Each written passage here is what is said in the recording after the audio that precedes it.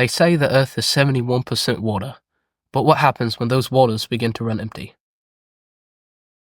Some attribute the dwindling fish populations to overfishing, a growing crisis that threatens marine ecosystems and the livelihoods of millions.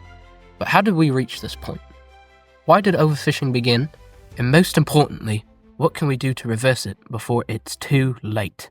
Overfishing is basically more than 40% of the baseline maximum sustainable yield, also known as the BMSY. Overfishing didn't happen overnight. For decades, unregulated fishing wasn't just a job, it was a way of life, a tradition passed down through generations. It was once thought that the ocean's resources were infinite. Communities thrived on abundant fish populations, pulling in catches that sustained their families and shaped their cultures. But as human populations grew, the demand for fish skyrocketed. Industrialization and advanced fishing technology transformed fishing into a global industry, depleting fish stocks at a speed the oceans couldn't keep up with. Species like salmon, which were once so plentiful they filled rivers, now struggle to maintain their populations. The people we spoke with within the fishing industry all seem to agree on one crucial point.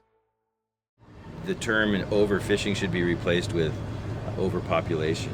I do believe that a lot of the problems we're having in the fisheries today were driven by overpopulation of humans and not preserving the environment that the fish need to exist, to reproduce and to exist. But what I'm saying is we have to look at ourselves as part of the process.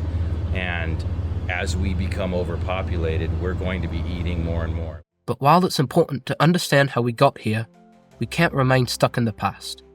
There are practical solutions to support our marine ecosystems and ensure a future where fish populations can thrive.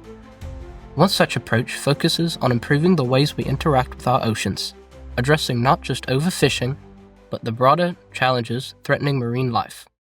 Once you start seeing the signs of overfishing, and once populations, hopefully before they start to get overfished, you reduce the pressure on them to allow them time to recover. I think the most important thing for seafood consumers to be is aware and informed. So it's really important when you're ordering fish to know what you're eating. While education and advocacy create long-term cultural shifts, it's easy to wonder how much impact words alone can have without action. The truth is, both sides are essential. Practical, hands-on help addresses the problem today, while awareness ensures that more people are inspired to protect our oceans in the future. So, overfishing is when that happens, the fish that are born in the rivers and go in the ocean, if you take too many of them out of the ocean, then not enough of them can come back in to the rivers to spawn and replace themselves.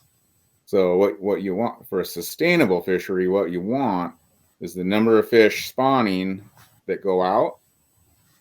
You want enough to come back, so when they reproduce, they're replacing themselves. We put in certain regulations where you can only keep 4 fish a day or something like that, so that the number of fish can sustain themselves, so that people don't keep too many, so that there's no fish left.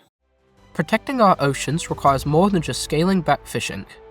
It demands a united effort to reduce pollution, combat climate change, and manage our water resources more responsibly. This is not just an environmental issue. This is a global issue.